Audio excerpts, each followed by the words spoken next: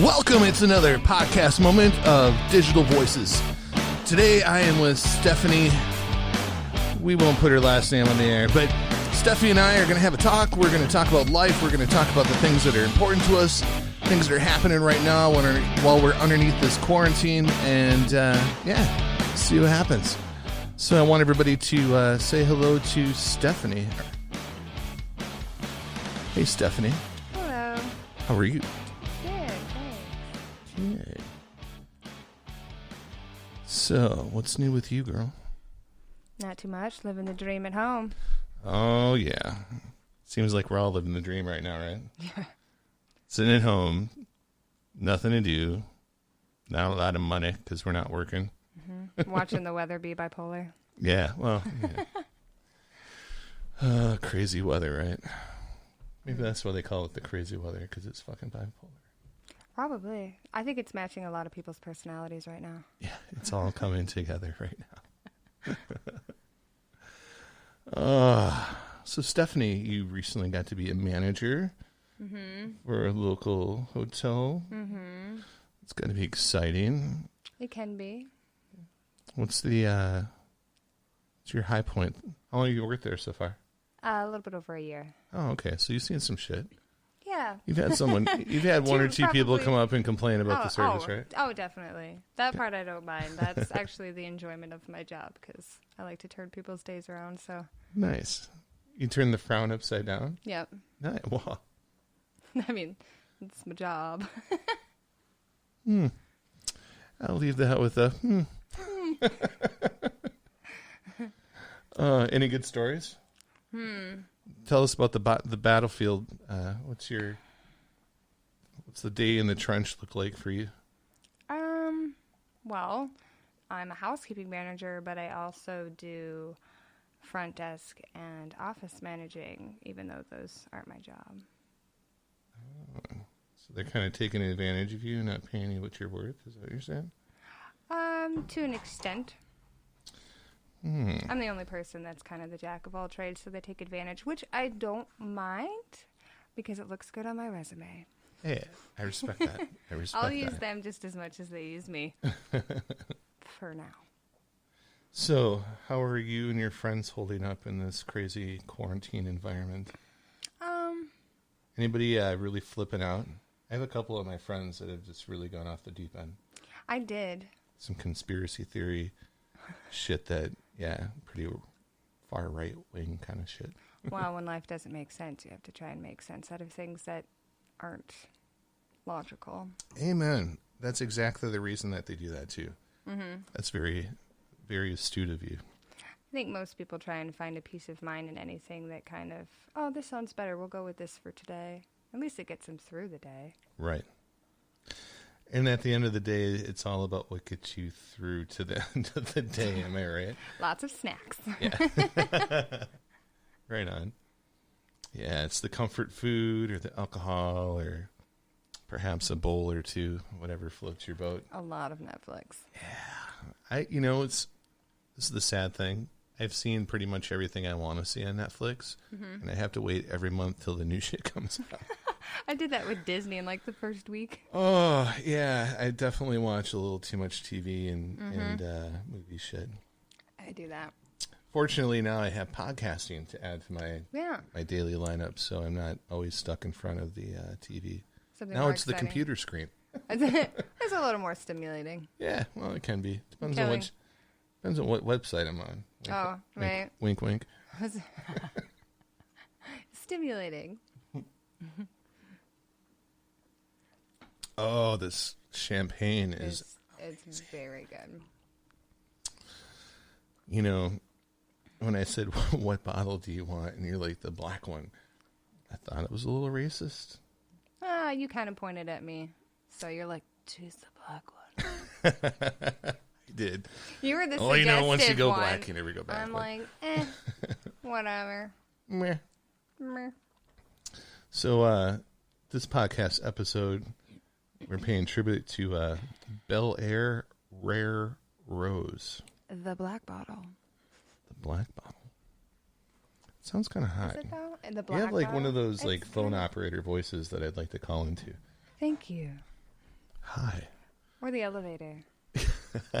I always do that when I'm like doing my credit card for like an online order. I'll say the numbers out loud. 723. Drives my son insane. He's like, Mom, we're not in an elevator. Yes, we are. Thank you. Oh, that's so awesome. Now passing 5. Right? I do that to my mom too when she calls. I'm like, hello, thank you for calling. And she's like, hello, Steph? I'm like, hey, Mom, what's up? God damn it. Fell for it again. Yeah, I do. You know, it's funny. I do the same kind of stuff. Just a little different. I'm more of an impressionist. It's entertaining. It is. I like my impressions. It's gets me through the day. That's all I'm saying.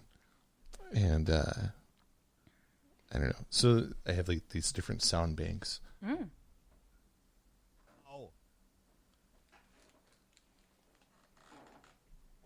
Get to the chopper now. Where I have like all these like different sound effects. Random. Now mimic. Yeah. Termination in 3, 2. Get to the chopper now. Just wait till I have the headsets. It'll be much better. Because it makes you feel like you're into it. Right. Probably, I don't know. Do you still feel into it? Yeah. Oh, okay. Well, guess it's just me. I've had a cheap system for a long time. I could get away with this. Yeah, I've been spoiling myself for a couple of years now. Just a little. Just a little bit. But, you know, I look at it this way. If I can use it for dual purpose, right, I can both have an amazing home system that I take to the bar. Right? You know what I mean? Like, my neighbors hate me, and I my bar people love me. So, you know. Pros and cons. Yeah. But the real question is, if you bring your own stuff, do you get a little more like, don't touch my shit? Not so much. Well, my stuff's so big and bulky and durable that I don't really have to worry about people like confiscating it, or you know what I mean, like running off with it. Stick it in their pocket and run. Right. The worst I have to worry about is maybe something getting spilled or something like that, or I don't know. There's been a few women that have sat on those subwoofers. I get a little nervous about that. Do you? Well, you don't like encourage it? Well, I do, but the problem is wetness and electricity don't go along. You know what I mean? So. And that's, ladies and gentlemen, why they cover subwoofers in carpet. Yes. And mine are not covered in carpet. Does the carpet match the drapes? It did. for my subwoofer. Helps soak some up that moisture. There's that That's phone nasty. operator voice again. That's nasty. You keep a spray bottle on handy, some wet wipes. Disinfectant.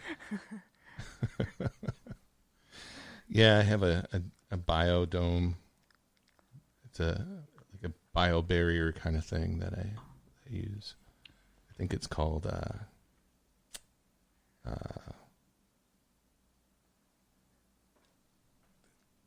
Words are hard sometimes.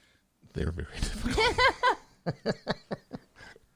What's that thing that you insert and it covers so that it's a female protection without using a rubber? Oh, the little cup thingy? Yeah, diaphragm. Yeah. Bingo.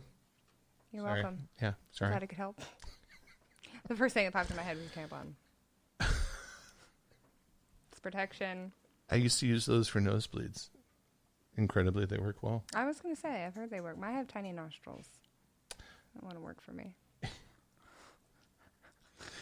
Yeah, you probably don't want to use the plus size. Yeah, don't do that. I know some people that could, though. Interesting. No judgment. No, not judging. No judgments. I know some that could use the wings and still need a little extra. Can you imagine using that as a mask now for COVID? Well, why not? It's got to be better than the homemade stuff. And at least it's like stuck to your face. You don't have to worry about. Because what it really shows is the homemade ones. They don't have like proper filtration. They're just using like cloth. Yeah. So but the proper filtration really isn't much any It's not any better. No. So why not use that? Why? How about not use anything? Oh my God! I can breathe on my own. Oh, holy cow! I totally just got talking. I don't even know what to say to that. You know what I'm saying? You know what I'm saying? I'm at a loss for words again. Makes me nervous. It's like the only one I can do for Brooklyn. Nervous. Nervous. Nervous. Oh, you don't have that corona thing, do you? You're coughing. Yep, all in there. Is it the 18 or the 19? Because if it's 18, we're okay. I did have... And why is it COVID-19? Was there 18 other versions of it? It started in 19. That I assumed that. It started in 19? It did. It started in November of 19 in China. It didn't start in the 20s. We just got, Well, now they're saying that it's actually gone back for a lot longer. It's been around for a while. Coronavirus It's been stalking us like a tiger. That's what happens when you eat bats. It's like, crikey. We had the coronavirus. Coronavirus. See how it took out that croc? Right? I miss Steve. I do too. His kids are brilliant. Oh, yeah. And gorgeous. Oh, my goodness. Bindi, is that her name? She's just What a little doll. stunning. Yeah, and then, I don't know, I heard that his son got bit by a venomous snake. He's okay. He's okay. I wonder how many times Steve got bit, though. Oh, I'm sure. Several. That's where they got some of their vaccines. Just to have Steve test it out willingly. Yeah. Steve was the man. Yeah, he was. He seemed to have no fear. I think there's more than a few times that I was like, whoa, wait. Fuck that. You know, Right. You know what I mean? It's funny, not too many people judge Steve, but when it comes to the Tiger King... Oh, that's a hot button topic right now. It is. And it's so funny, because I saw it on Netflix before this whole thing popped up, and everybody's like, oh, we should watch this. And I'm like, oh, I'm ahead of the curve. Yeah. Well, and I saw it before it became popular, too. Mm-hmm. My son was excited about the Tigers, so we watched it. Well, and it was... So a couple things. Totally think that guy is deserving his place within prison. Agreed. He's a little out there, and definitely... That was generous. He is a Floridian. They're all a little off. Might be the water. The water. Maybe it's heat stroke. I don't know. Could be the tiger feces. I don't know. They got snakes in the brain. I have no Marrying idea. straight gay guys. What's that? Marrying straight gay guys. That was weird. Yeah. How could you not know? I always figured if you're gay, you kind of know you're gay, right? Mm-hmm. Even 5-year-old Bobby, who is playing with the Barbie dolls and the girls, rather than doing... That doesn't mean you like penis. No, but you can kind of tell when... Not always. So, I mean, there's a lot of gray. But there's definitely a lot of kids that I've known who were really little shits.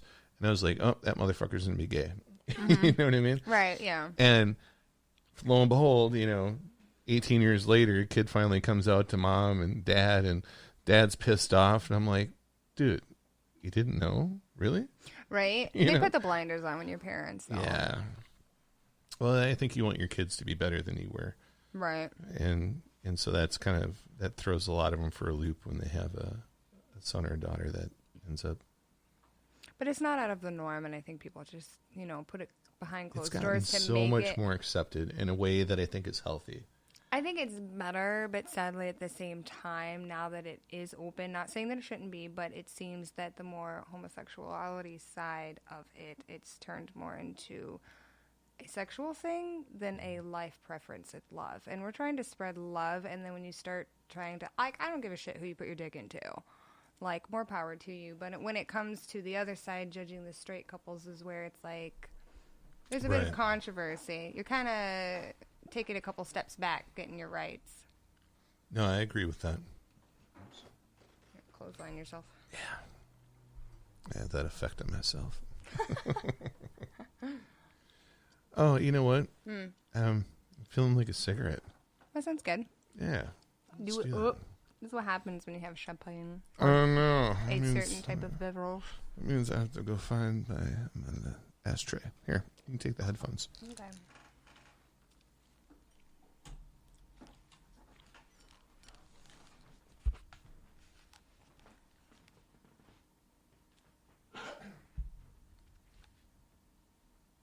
I like headphones because you always sound different to yourself than you do to other people. But when you have headphones on, you sound the same. And you're like, oh. Ho ho.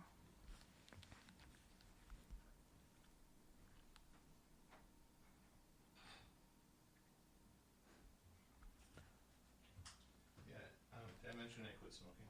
Good. Oh yeah, last year. So we'll be using it. It's working well for you because I came with a new pack. Giant booby, you're gonna kill me. You want your headphones back? No, I think you can hold on to them for a second. I'm stuck though. Oh, yeah, that's as far as you go. You can give them back. Okay. You're not working for me. Yeah, I need a longer cord. Y'all. Yeah. Y'all. Yeah. I think this is like a 3-foot. How's that what they call You don't like them that small, do you? it? Yeah. Exactly.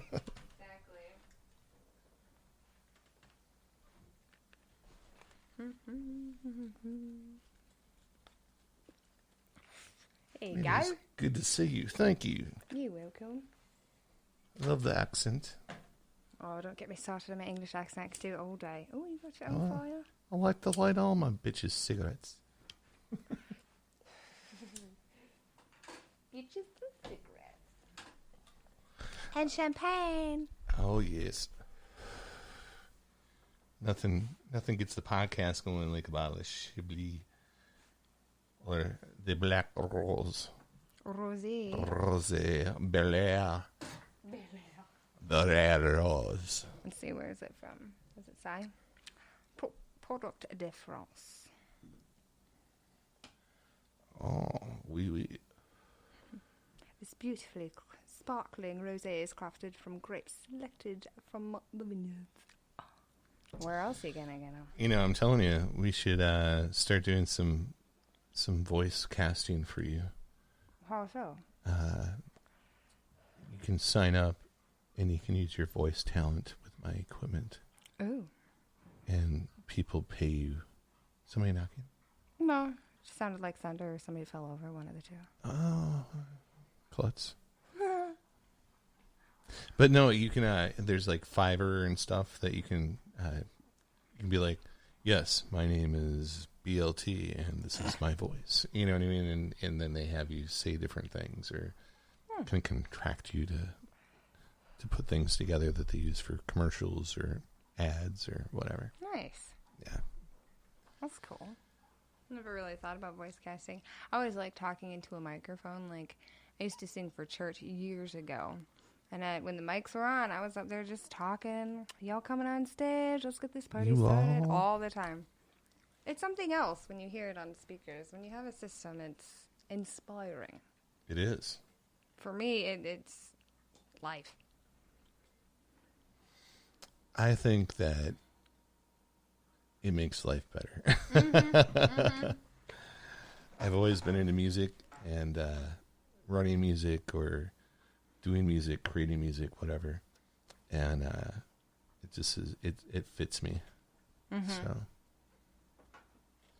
And it's different when you have a system because then it just it brings it all together. You're already expressing your soul, but when your soul is magnified through sound, it's so different. Oh, for sure. For sure. I used to get in trouble for saying that, I wanted to sing. It's different. I like being up there. It wasn't because of the people watching or the people hearing. It was the sound. And they're like, oh, you're a bit egotistical. I'm like, no, just give me your speakers and I'll leave y'all alone. Like, right. I don't need to be up here for you. I'm here because of the sound. It does not have to be my voice even. If you've got a certain guitar riff, if you've got that good beat, I don't care. I am mentally not here when that's playing. What do you think it is about music that does that to us? It's got to be something stimulated in the brain, but I don't know. Because I can hear a certain note, like the song could be garbage. and you hear that one note, and you're like, rewind, play it, and you feel it. You feel it deep. Like, I wouldn't even call it the pit of your stomach. It's so much deeper than that, where you get like, I think there was a meme on Facebook that said that you've got a heightened sense of intelligence if you get goosebumps when listening to music or something like that. I'm like, I get that, but it's hard for me to understand when somebody doesn't hear it. You can play it for somebody, you're like, did you hear that? And they're like, I don't get it. Yeah. I'm like, because it doesn't hit them the same. Right. Yeah.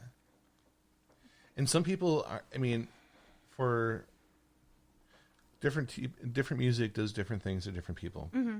And it's kind of like alcohol or drugs. Like, everybody has their own what they like, you know. Mm-hmm. But I do find that no matter who you are or what you listen to, you have one song that touched you in some way. Right. You know what I mean? Typically, and resonates with you. Like, oh yeah, like. And I also think it's funny how music can bring you back to a certain moment in time. Like a smell. Yeah. You can almost have a smell when you hear that music, too. Oh, yeah. Yeah. Mm-hmm. All of your senses, you know. But music, it does something to you. Like, you'll hear a song that maybe you haven't heard since you were on that yellow bus in high school. Mm-hmm. You know what I mean? And it'll come on, and then all of a sudden, for just a second, you're, like, sitting on that back seat of the bus. You can feel the air. You can feel the people around you. And you're there just for like a split second, you know what I mean? And then there's not a lot of other things that do that to me or that can bring that out in someone else. Right. So I think music is really special in that area. And I think sometimes you need to be brought to those memories because it's not like something you think about on the daily. You're trying to get through the day. You thought about what happened yesterday, a week ago, but have you thought about what happened 15 years ago? Have you thought about, you know, like you can't remember names or what people were wearing, but you remember that feeling. Do you ever close your eyes and think about like that one kiss, or like, you know what I mean, where just you can just almost be back in the moment. You know what I mean? It's serene, yeah. Yeah, and that's what it is. There's not a lot of other things that can really resonate within me the way that music does, and I dig that. So that's why we look up to our music gods so much, right? Right.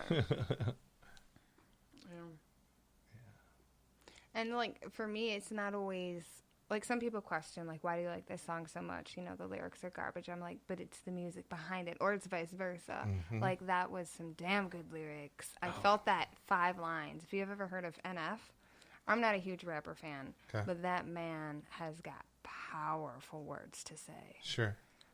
And I don't know.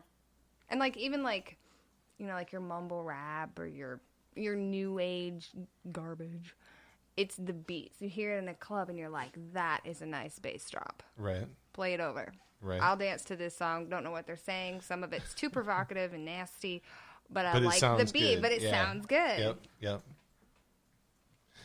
And I also find that those types of songs, I usually fill in my own words. Like, have you ever, like, done karaoke, or maybe, like you'll, I don't know, there's that Damon Wayans talk show, not a talk show, but that show, that game show where you had to, they would play a song and then it would cut off and then you would have to do the line and you couldn't screw up on it because if you did, you were booted. Okay.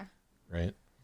So it's like that, but there's so many people where, like, you'll hear a song and be like, oh yeah, I know this, I know the lyrics, and then your lyrics are totally not matching the words of the songs. Oh, I'm that way.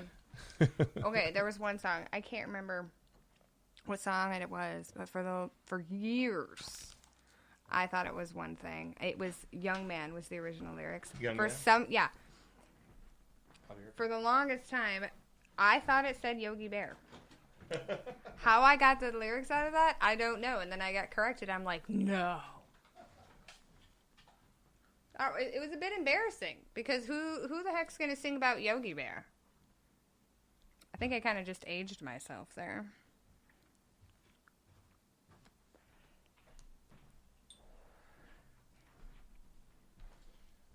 There's a comedian that does that. He'll, like, it sounds like this. He'll play the song. Well, he'll say what he thinks they said. Play the song, and you're like, oh, damn, it really does sound like that. It's pretty funny. I'll be like, I should do that.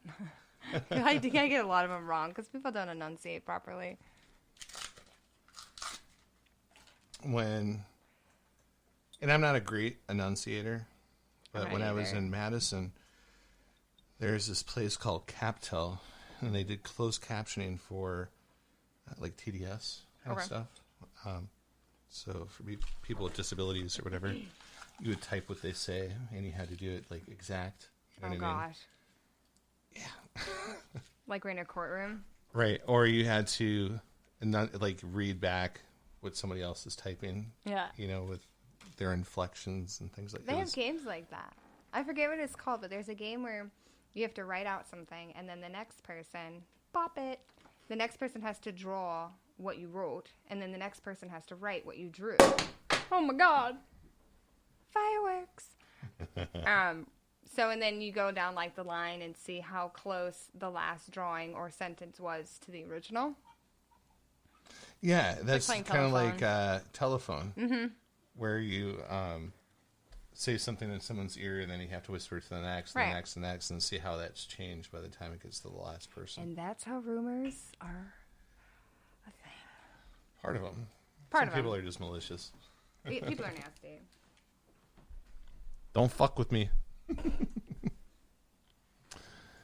I'm too old for that stuff now. I'm like, oh, you heard that about me? True or not? I really, whatever. At this point, I'm living my life. I don't care. Yeah. I have a lot of stories told about me, and I'm like, really? I wish I would have been there.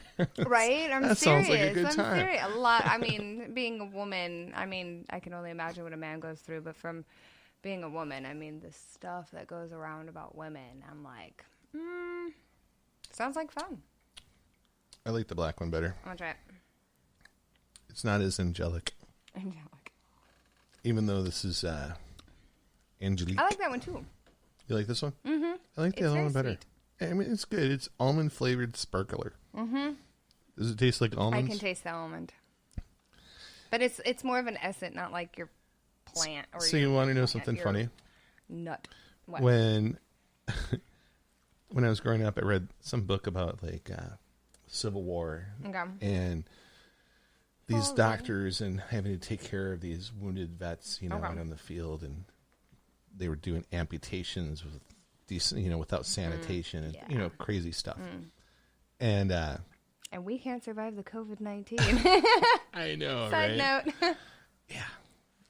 Can you say overreact just a little bit, people? Just a little. So, anyways, the book was talking about how the doctor could always tell when gangrene, you know what that is? Yes. Set in because it smelled like almonds. Really? No. I would have never thought. I always thought Me that neither. gangrene would probably smell like a... But first of all, can you see like some guy with a bloody stump and the doctor's like, come here. Right? You smell like nuts. It smells a little almy. You're going to have to take the arm, sir. Put that as a flavor in my cake. If it smells like almonds, it's got to go. Oh, that's fascinating. I like fun facts like that. Yeah. I'm full of them. Same. People always think I'm smart, and I'm like, no, I just read and retain random stuff. I know. Right. I'm a fun fact book. Fun fact book. All right, tell me a fun fact. Dogs have like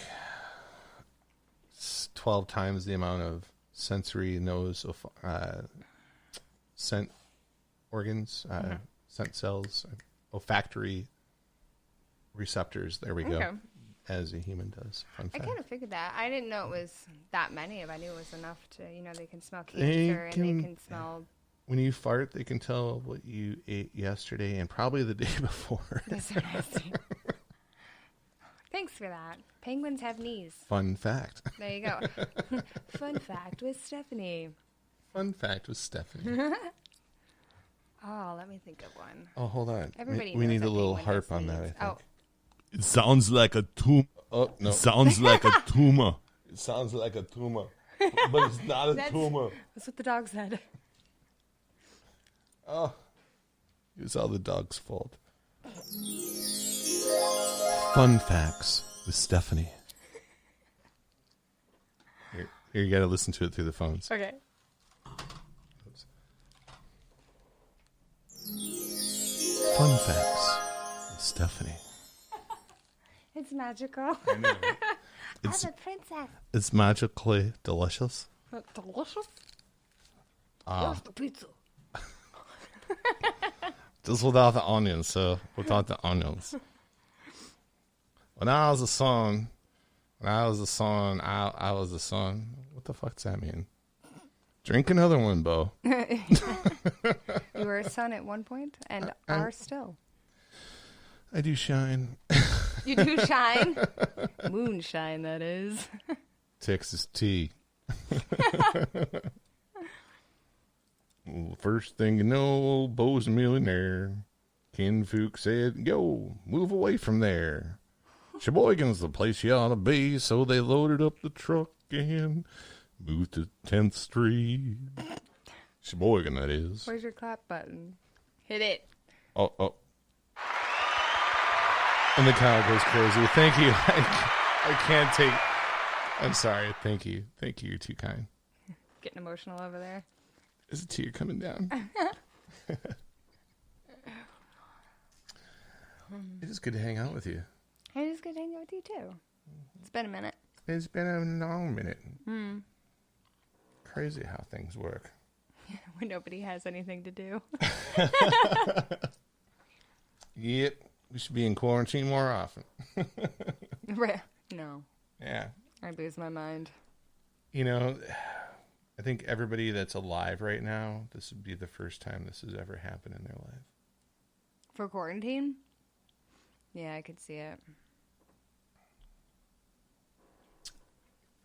I've gone through a lot. I've had the Y2K. Mm-hmm. I had the Clintons. I had the Twin Towers. You had the Mayan calendar end on 2020 or 2012, right? Mm-hmm. Yes, you can see that over there on the wall. We went from no computer to dial-up to high speed. Mm-hmm. To Rotary to home phone to car phone to cell phone to smartphone. say that 10 times really fast. I don't even remember what else, Lip. All of the above. Phones. Phones. Phones.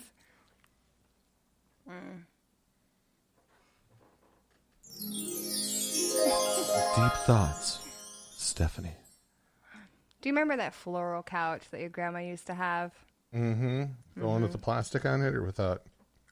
Well, I prefer the ones with plastics, and I think there was a reason. Now, there was a joke made about the plastic. Which was? It was pretty perverted. It was an easy cleanup for when Grandpa and Grandpa got busy. But... Oh, there goes it through my nose. You're welcome. But I always thought that it should have plastic because have you sat on those wool-like spikes coming out of that couch? Yeah, they were a little pricky. A little? They go right through your clothes. It's like sitting on a fuzzy cactus. Yeah, those little... It's like burrs. Well, there's those, and there were the tacks that they used to use to keep the upholstery on, and you used to get those. Oh, right. too. If it gets too old, you're just like, yeah, I've been impaled, and now I have tetanus. I know how Jesus felt. Uh-oh. Uh-oh. I Hold don't on. think he got that. Hold on. through his butt. What was that one?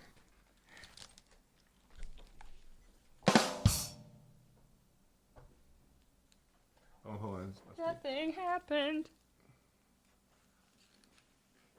Is this thing on? Oh. I heard a beep. I know. Oh, it's because your hand. I get it. I know why. Oh. This has this thing where if you put your hand over it, Yeah. it mutes and lets you hear Oh. everything outside of it. Fancy. I don't know. Didn't. Yeah. Yeah. Yeah. So, next topic. You haven't told me how you were. I'm doing Are. good. Yeah. So, yeah, I had all this stuff in the USVI go on. and was able to prove my grievance to the people that monitor attorney actions, I guess. It's called the grievance office. I was able to prove that he misrepresented me, that he never gained the records, that he never did anything that he should have done. In addition to that, the opposite counsel also did not do anything that they were supposed to do.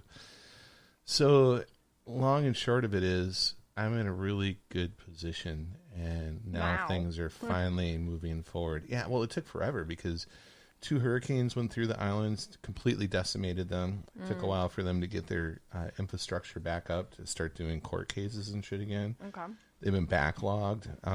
My civil case still hasn't been heard. It's the grievance office, but now that the grievance office is done, that's speeding up the civil case. So it's funny how that happens. So what are the next steps? So I think we got... basically, the grievance office is making their ruling and doing their what's the term that I'm looking for?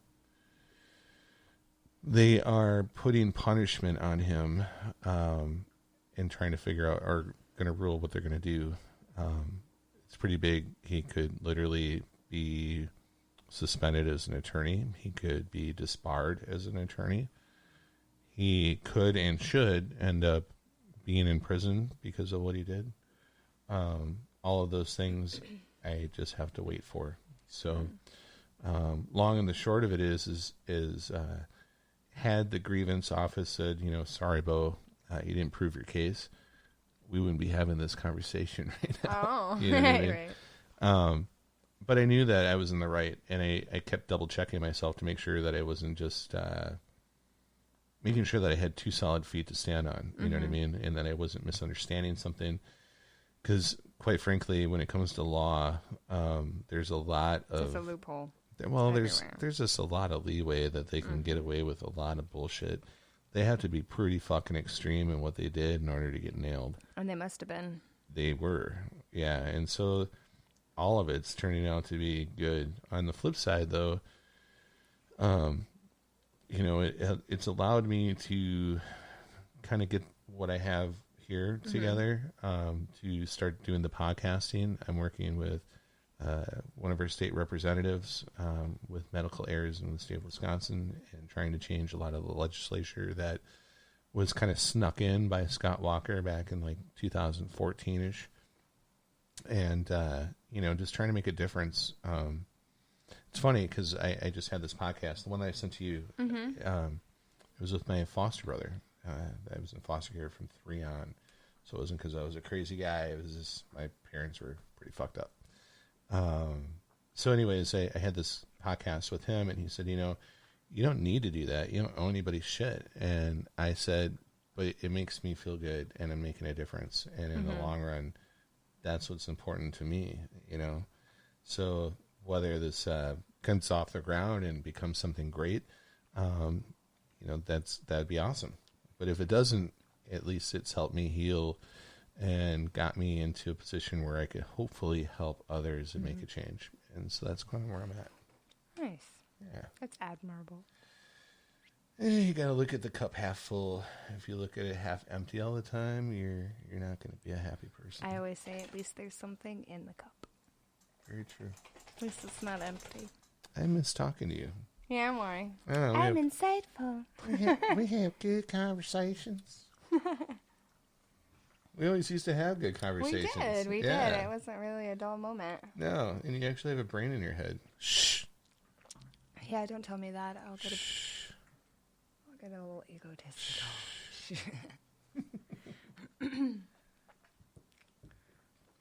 So what's in the near future? What's going on with you? Hopefully getting married. We'll see. Because with all this COVID-19, it kind of puts things, I wouldn't say on the back burner, because nobody should ever put their life on hold because of something that's going on. Because life is short. You never know. And, Yep. Well, yeah, like, I don't think anybody should just stop should stop living their life because of a condition. I mean, I go through chronic pain every day of my life. Mm-hmm. I have extreme migraine conditions. I'm in and out of the doctors because of it. You know, it's not going to stop me. What my goal is to achieve. Achieve what? I don't know at this point. You know, I have dreams, I have ambitions, but to achieve something. I thought you quit smoking. He's like, this is getting intense. I need some nicotine. I need some nicotine. Listen, nicka. What? Nicotine, nicka. It's the black bottle. Does that make me mulatto from like here to here? No, I'm sure we all have some of that in us.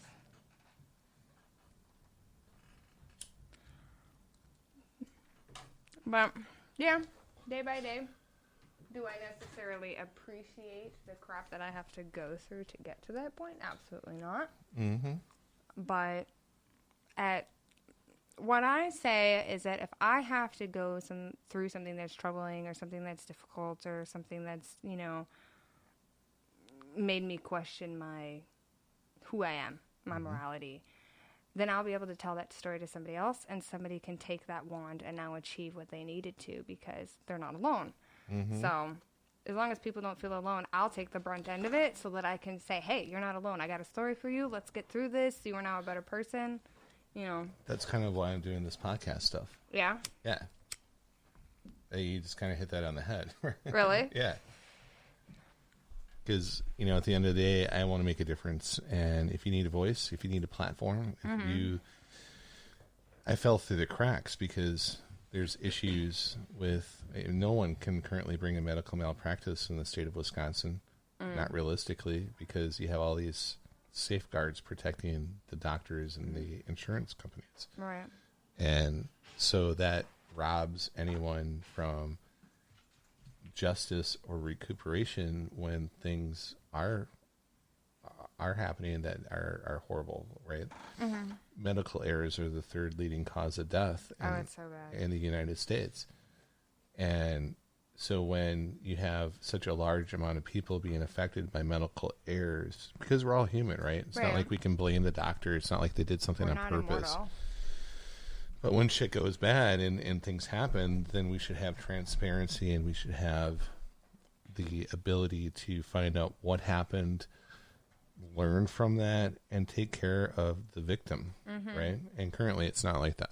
No, and I like that word transparency because I think people categorize themselves as being a solid color of some sort. And that makes a person boring. Like, what do you have to offer? You're not just here to live and die. You're here to be clear. Right. Yeah. Like, and I'm kind of a closed book. I can talk about certain things. I have ideas. I have opinions. I'm very, opinionated. But when it comes to certain stuff, unless somebody asks me a direct question, that answer will never surface. And that's through childhood trauma. But at the same time, I'm able to share the fact that ask me a certain question, I'll let you know.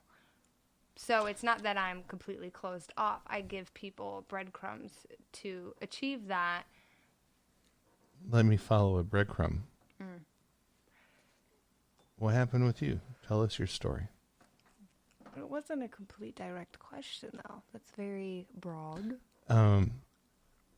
Share with us the essence of your story for as personal as you wish and choose to get. My story. Well, when I was 3, and I do remember this, I was forced to watch my sister be molested, taken advantage of through my young teens, raped in my 20s, and it's, I'm not trying to downplay that, but that is so common.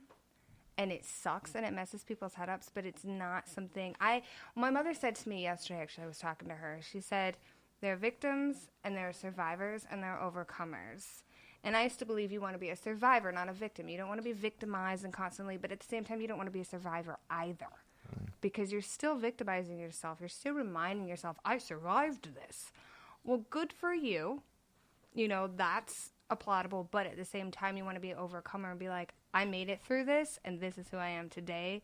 not because of that, but because I chose to be what I am today. Right, right. No, I respect that. Yeah.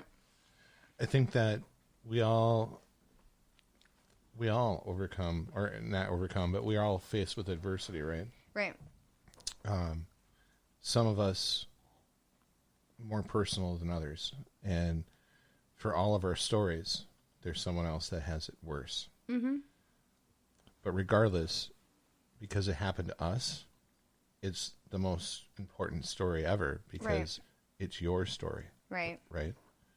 And I always say pain is pain. I don't care if you got raped or you stubbed your toe. No, they're not the same. They're not even on the same levels. But to some point, you both understand a certain amount of pain.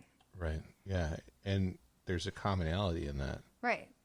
And everybody should be sensitive to everything. Everybody's got something. I don't care who you are. Even not justifying people who are in prison for the things that they've done, but we're talking rapists and murderers. You've got to think about what did they go through that drew that line. They weren't born that way. Yes, I will agree there are some people born evil. There are certain things that were not developed in the brain properly. Mama ate something wrong or smoked something that wasn't going to help you develop. Mm-hmm. But, you have to wonder. There's a series on Netflix. I forget. I think it's I Am a Murderer or something like that. And they're these murderers that are able to tell their story and how they got to that point. And most of them were from childhood abuse. They weren't that person, but they turned into that person. You have to shut off your emotions and feelings in order to deal with sometimes those experiences, right? Otherwise, if you allow yourself to feel, it's too much, right? It's a gradual thing. I mean, you do need to at a point. Well, I'm just saying, in control. Some of those people, that's why they shut themselves off. Right. And that's then why they don't feel, and then right. That's why they become a psychopath because psychopaths typically can't feel emotion. They don't have narcissism. Yeah, they don't have this ability to have empathy, connect with what they're doing and the impacts on the other person. It's all about their own gratifications and things like that. They need to feel that their life is worth something, even if it's taking something out of it. Right. Which is sad. It is. And, that's why, for me, my goal with this whole podcasting thing is to create a platform for people that don't have a voice. Mm-hmm. There's a lot of people, even though it's a small percentage of all of us, it's still a lot of people. For instance, my background check, you know about that, right? Yeah. So that's about 1% of the people. That's still 3 million plus people that's happened to. Right. Right. Maybe not to the extent or as horrible as mine, but some error is on their background check. Just like with medical errors, the third leading cause of death, we're looking at 250,000 people that die every year as a result of that, which is 0.07%. You know what I mean? So but it's still people. And if one person dies by medical error, that's a concern. Absolutely. And I think people get so surrounded by numbers with this COVID-19 thing. People are like, oh, it doesn't matter. It's only 0.0 something. Or it does matter because it's this many people. Right. And it's like, it doesn't matter. You know what I've noticed with this whole COVID thing is, people stopped talking about other deaths. Have you heard anything about murders, people dying of cancer, people dying of abuse, people dying of just old age? That's how I want to go in my sleep. But if you have to choose. Yeah, I would choose to go in my sleep too. I haven't heard anything. And it's sad because this COVID-19 thing has not killed as many people as predicted. That has constantly changed. Now, it has killed a lot of people, and that is heartbreaking. But it's like, what about everybody else? Us healthy people, are now confined to our homes where we might not even get it, depending on our immunity. It might just come up as a flu bug. But at the same time, it's not even affecting our generation. So it's like we're the ones cooped up. Well, and I totally agree with that to a certain extent. The biggest thing is that there's not a drug currently that treats it like there is the flu. We have antibodies to a whole host of things. So when people get sick, we can treat them. With the COVID virus, currently there's some speculative drugs that were used for like malaria and other kind of things that are maybe going to work, but there's really not a lot of testing to support that currently. Whether that ends up being true, it's anybody's guess. So, I think it just pushes people to be healthy. Because, like, for me, with my chronic stuff, I have a lot of gut issues, which in my studies, your gut actually has basically its own separate brain. It doesn't need the brain to work. And, I've had 4 or 5, I can't remember now, colonoscopies, 34 years old. I had most of those in my 20s. So I'm more susceptible to have that lower immunity. But there's so many natural things out there that I think, because this is such a huge pharma thing. Pharmaceuticals, we're going to get our money, we're going to mandatory these vaccines. And I think with people, if you take care of yourself, your immunity is going to be fine. You may get it, you might get sick. But if you've noticed, a lot of people aren't getting that drug. They're at home and they are surviving. It is, yes, the older generation, but that's pretty much with any sickness, sadly, with the older generation, that's going to become an issue. Absolutely. The people over 70. And it's always like grandma. And that's anything at all. You get the flu, you get the common cold, you get a blood clot. Do you have a grandma still? I do. How old is she? Think she's 89. Okay. I still have all my grandparents. Yeah.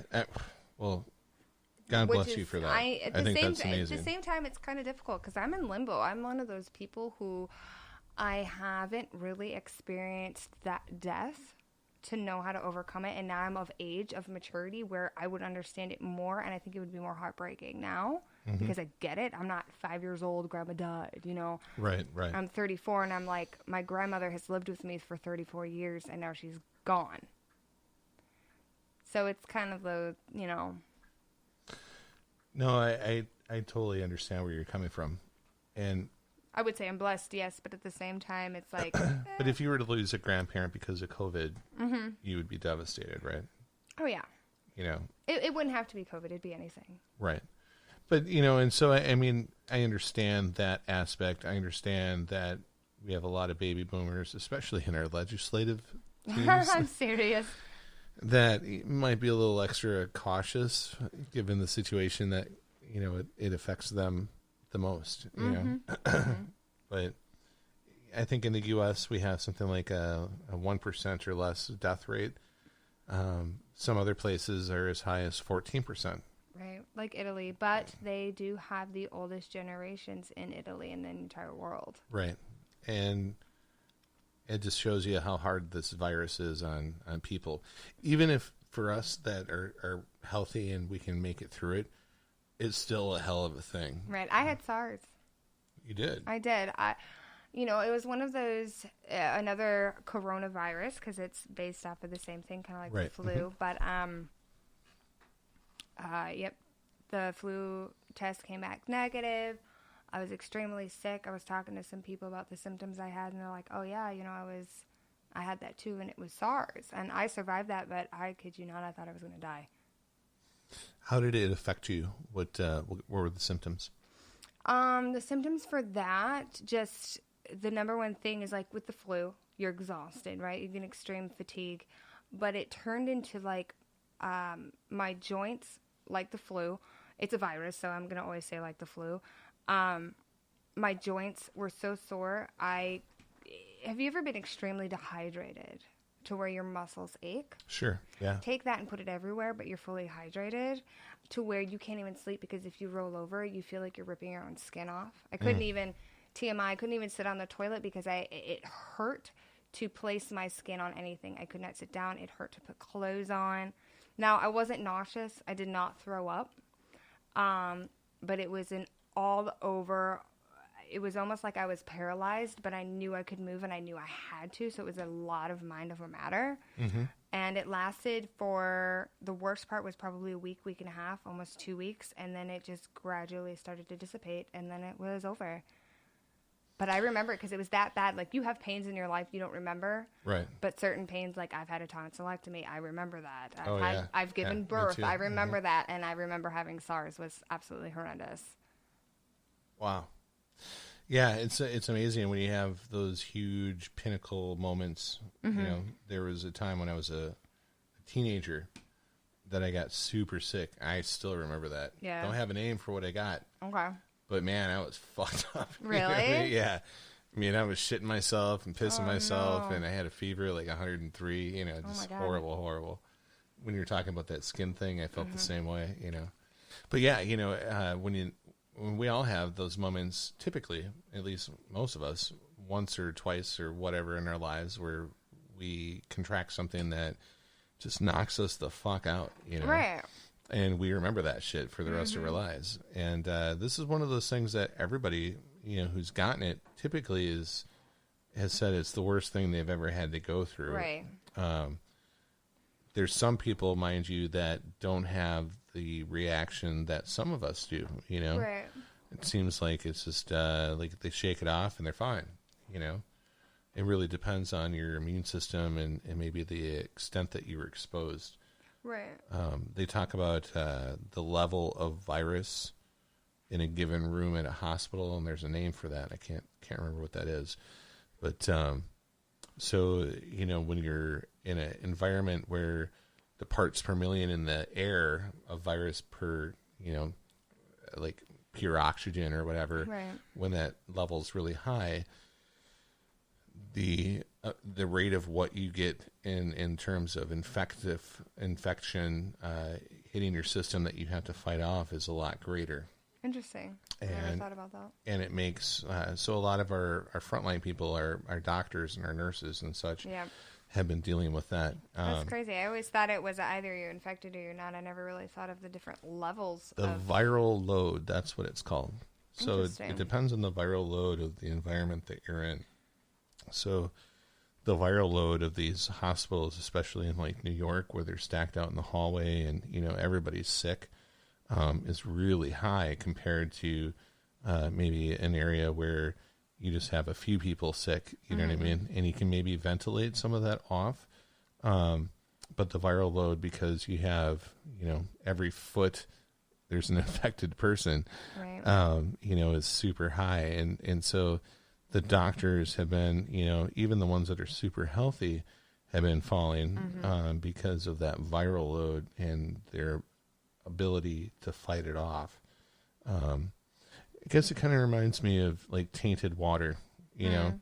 You know, if you drink some water that's slightly infected versus something that's straight out of the sewer, you know what I mean? Right. Yeah.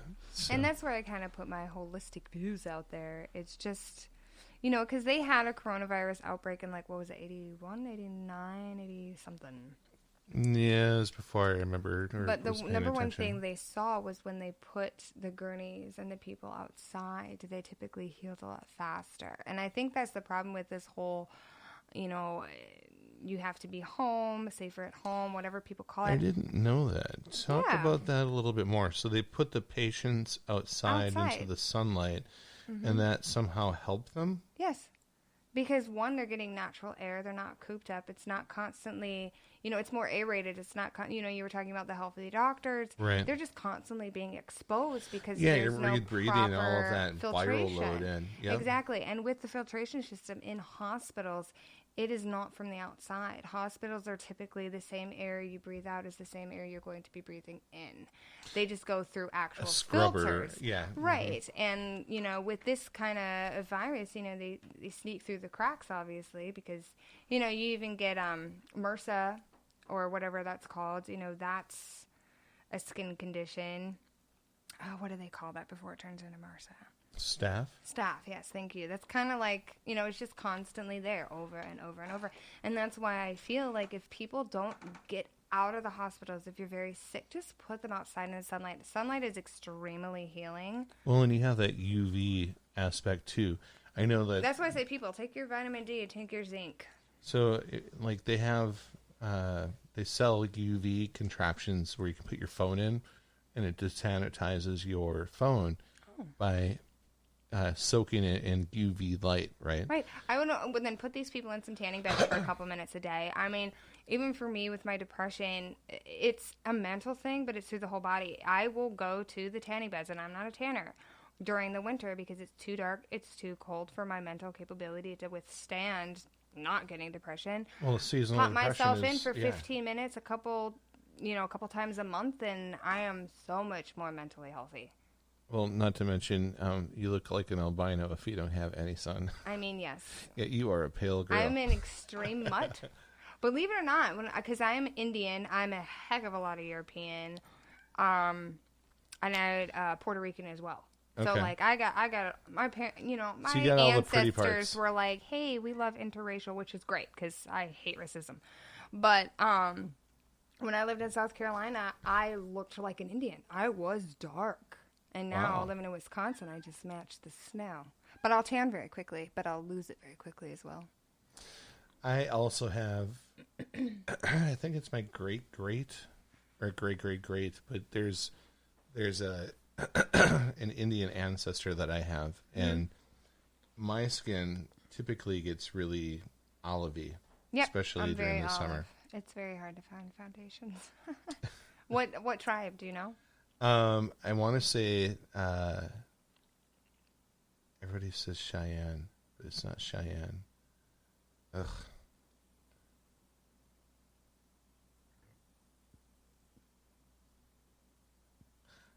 Maybe it is Cheyenne. I don't know. I'm totally, yeah. I'm Potawatomi. Are you? And sadly, my mother was the last line of enough American Indian blood to get any benefits from that. But Well, yeah, regardless, I think that's awesome that you it have is. that ancestry. It's really cool that I found out because my grandmother did that whole ancestry thing.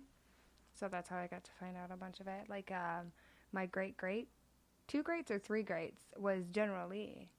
Wow. Yeah. So, General Lee was an ancestor of yours. Mm-hmm. I'm sorry if maybe it's the alcohol, but that kind of makes you a little sexier. Well, it depends on who you talk to because, Alex, better look out, buddy. When you look at the wars and stuff, he was the opposing side, but he was also very against slavery. So I had to do a lot of research because I didn't want people tainting a name for no reason except for a title. And I think that's pretty shady. So I did my research, and he's a very honorable person. I have some really respectable people in my family line too, and I totally get that. Mm-hmm. And personally, it helps tie me to my past. I don't know them, but knowing that I'm related to them, Mm-hmm. I have those same genetic traits and qualities, Right. and it helps me to appreciate both who I am and where I came from. Yeah, geez. So, for instance, my grandmother grew up my mom's side grew up during the Great Depression, as did her brothers. Her one brother, Bill Shuett, opened Milwaukee Savings and Loan, which became, it was Milwaukee Security that then became Milwaukee Savings and Loan. Opened up a bunch of money back in the 70s so that people could buy homes for the everyday guy. Oh, that's amazing. And President Reagan and such commended him and wrote him up a award or some crap like that. When he passed away, he was worth $1.5 billion. Oh, dang. Yeah, Nice. $1.5 billion. It's very American. See, now that's the American, people need to think about the America. Well, and so to me, it was impressive because my grandmother also was very successful. Now, she wasn't $1.5 billion kind of income, but I think when she set up her trust, it was $4.5 million. So, I mean, that's... Which is nothing to sneeze at, especially Right. given when she grew up. And she made her money through real estate, and for her time, there wasn't anyone like her, and she was really well respected. And I always looked at her with nothing but respect and admiration because I wanted to be like, I wanted to be happy, and I wanted to her relationship with my step grandfather, who was around for 35 years of my life previous to them dying, was the best relationship I ever saw. Right. They never fought. He was always respectful, always backed her up in an appropriate way, not overly, not underly. Right? It was equals. just enough. Yeah. And I love that. And so I look at that as a example of what I'm trying to get out of my own life. Mm-hmm. Very difficult to find. Yeah, in today's world with technology. There was a rumor in my family that I was related to, or is related to, a Princess Diana. Oh. Now, it's such a far line that it's hard to get the direct, ancestry from it. But I always thought that was cool. I'm more into European history. I know too much European history, but we're talking old history. Well, you're talking to someone that's traveled old history. I like the history. I like the history because I kind of find American history a little dull. It's a little boring. We're new. Yes. We only go back a couple hundred years. I know. And we're talking 13s and 16s, and we're talking before Christ stuff. We're talking Egyptian mythology way back. I am obsessed. So I've been to Rome. Mm-hmm. I've been to Athens, Greece. Need to go there. So if you ever do go to Athens, be careful. Why? That's the only place I ever got robbed. Oh. Yeah. Cool. Okay. I have a great story for that. You want to hear it? Yes.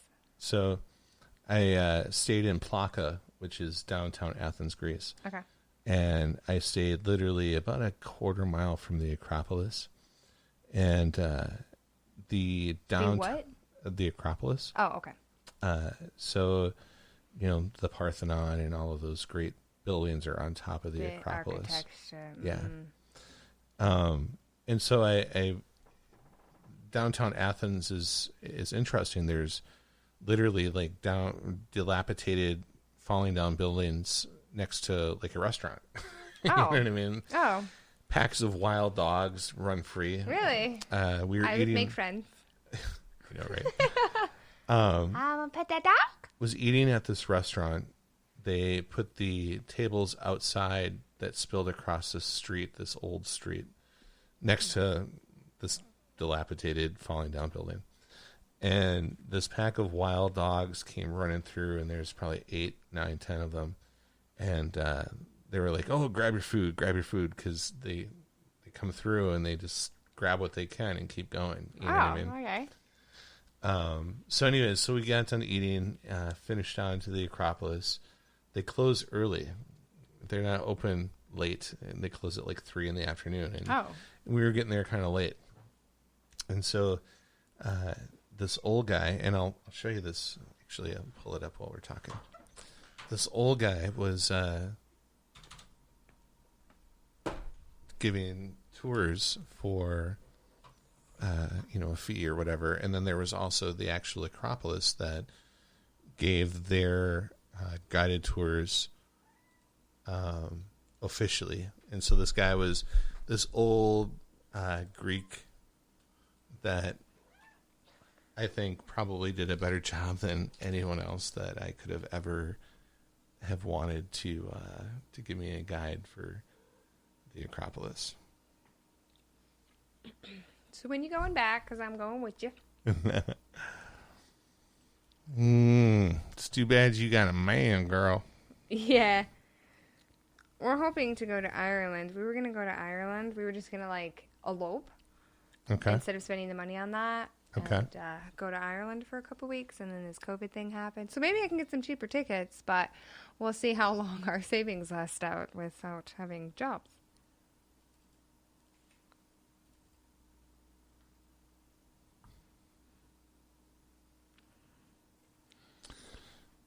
Here we go.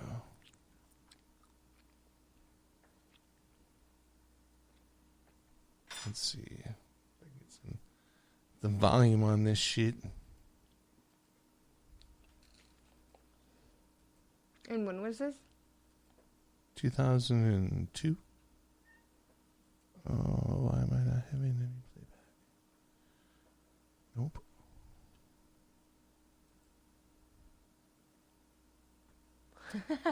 Let's stop at a good spot.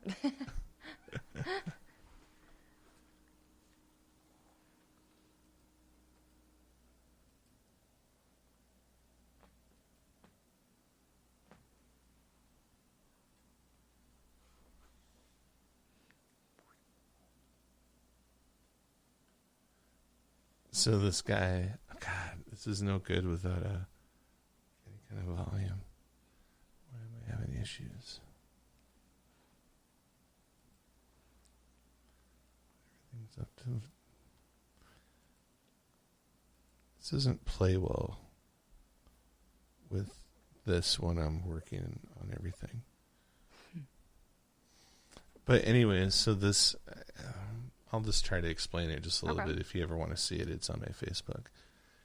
But this old Greek guy is so animated in the way that he is giving his tour. He's like, in 2,539 in the year of our Lord, you know, and just like going through and all this crazy stuff. It was amazing. And, you know, showing us the amphitheater and showing us the Parthenon, and ended up meeting this Greek actress on this particular trip, you know, and so all of it's on film, and just a crazy, amazing experiences. So what was that location? This was the Acropolis in Athens, Greece. And what did they do there? That's where the Parthenon is. That's where the original Plato and Socrates were located. That's what I thought. The great schools of thought where people would get together and discuss, you know, the thoughts of the day, as well as... We would totally be there. Yeah. Yeah. For sure. Yeah. For sure. Yeah. So, you know, and for me, I grew up on, I encourage you to listen to my podcasts, but the last one and the first one that I did was with my old foster brother, and we didn't have a TV. Right? Okay. We read, and we had National Geographics that went back to the late 1800s. Oh, amazing. And I read and read and read, and that's... As an adult, I've been able to connect tangibly with the things that I read about, and it's kind of a full circle. And so for me, that's how life has been. It's been great. That's awesome. I love history so much. And I do know a lot of American history, because there are certain things that are fascinating, and then it kind of just bleeds into the next thing that happens. So this right here is in Cyprus, which is an island. I love that name. If I ever have a daughter, I'm going to call her Cypress. I'm obsessed with that name. Nice. Is it a plant? It's a flower, isn't it? Cypress is a cypress tree, I believe. Yeah, or a plant. But it's like a red. Does it have red flowers? I don't know. I love that name. Because I connect it with the island. Right? So Cyprus is an island off of Turkey and Israel. Okay. And literally back in the day, kings of old would be buried there. Okay. It was very prestigious. Oh, that's really awesome. And so you have ruins that go back 5,000 years, and that's actually what we're looking at here. Some amazing structures. What they have here is some reconstructions of the site itself, of how it looked, you know, that kind of thing. But then they had like mosaic floors. They had a lot of Romanesque type of things. Visited monasteries that were located in the mountains that didn't have paved roads to get to, only dirt roads. And so you would need a 4x4 vehicle to get up into these areas. And I had a friend of mine, Matthew, that I'm hoping to have a podcast here with soon. And I went and visited him. He originally was in Madison, and he was here on a visa. I thought he was going to school at UW-Madison because he's an amazing guitarist, but actually he came out here to work for someone that was from Cyprus, and ended up meeting him. He was literally a pimp. Like, that's all I can say. He was a guy that you wanted to be like. He had a way with women, right? It was just amazing.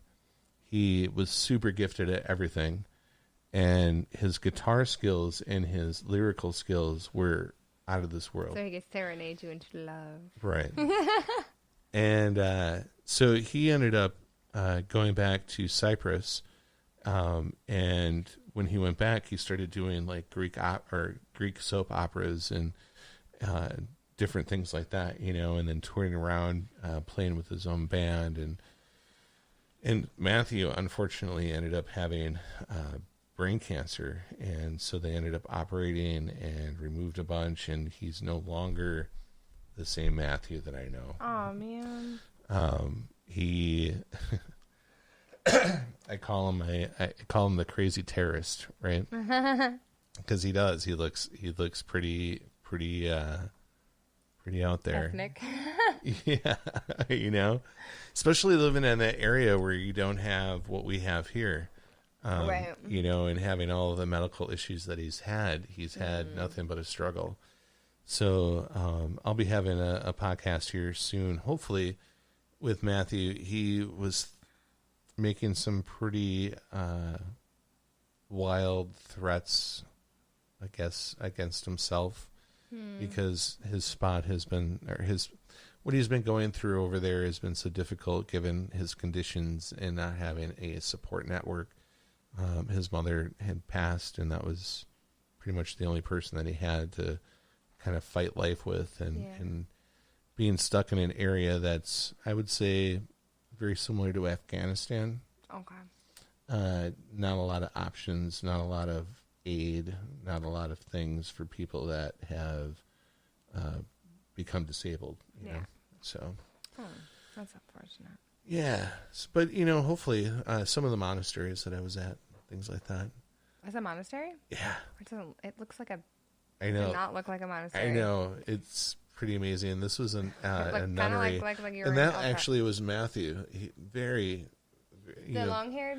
The ponytail. Oh, yeah. I was looking at him before. I'm like, hey, he cute. Like super stud, and now he's extremely disabled. And mentally it's been difficult for him. So, but you know what I mean? Mm-hmm. So, he's a looker. Yeah. He's kind of like that pirate thing going on like that. You dangerous? I'm going to find out. Oh. It's interesting to see the architecture here. It's kind of almost Spanish-like. Yeah. To move on from that, I saw your brain clicking. Moving on to architecture. Yeah.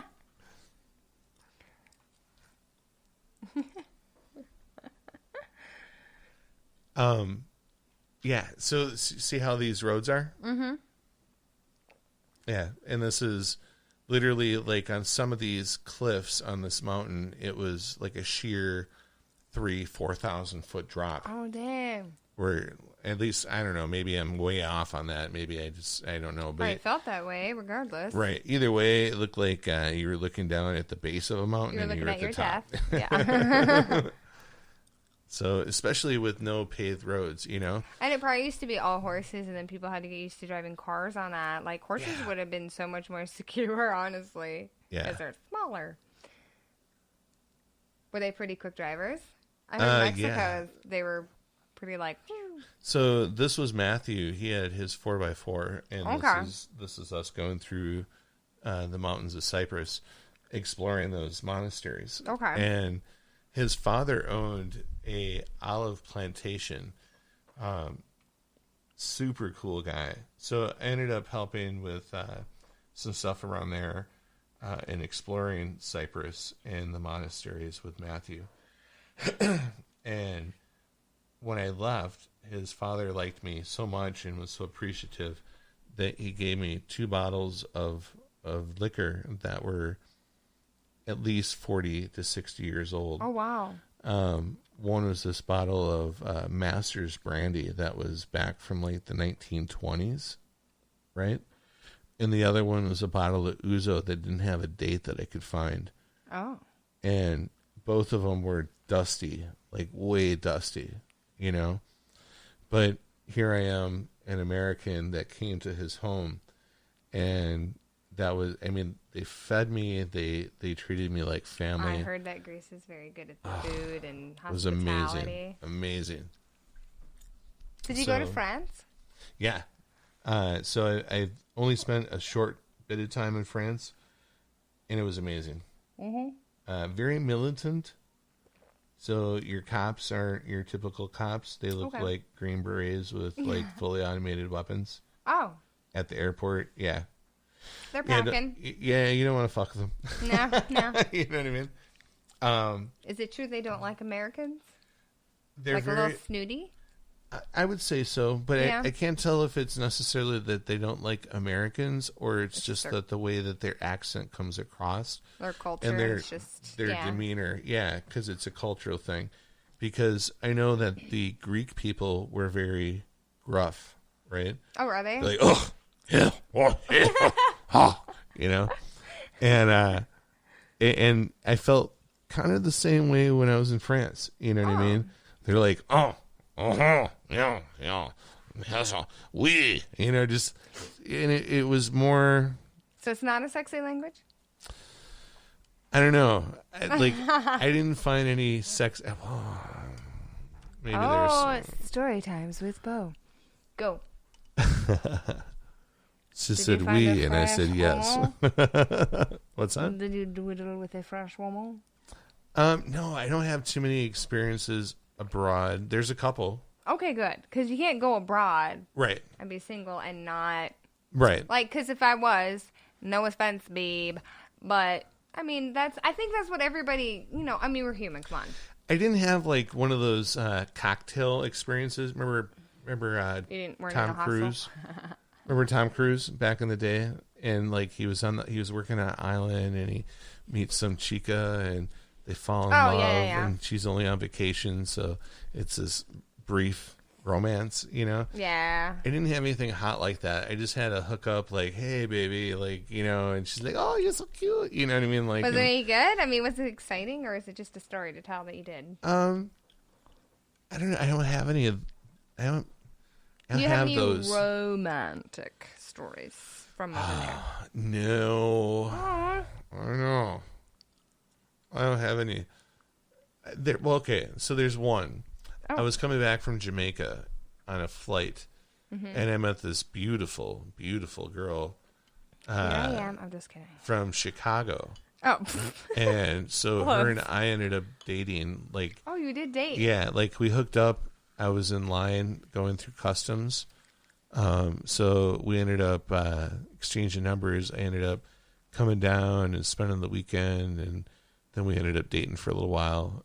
She drove this super hot Mustang. Yeah? Yeah, she I was have a fun. super hot car. Yeah, that is a super hot car, It is a especially super with a girl. And it was a 5.0. It wasn't one of those little weak, like, 4.0s or, something crazy.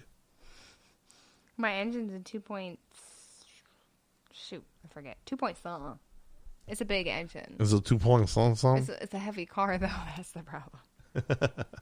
It's like, I want to go, but we're going to I am go. impressed. That's Your funny. seats look all sexy and comfy, and they're all leather, and And heated. they don't look cheap. It's not the cheap leather; it's the Whomever expensive owned it shit. before took very good care of it. That's what I was impressed with, because it didn't stink. It didn't have, like how when you buy a used car, you get that Funk, essence of someone else. a And little yeah. ADP. Yeah.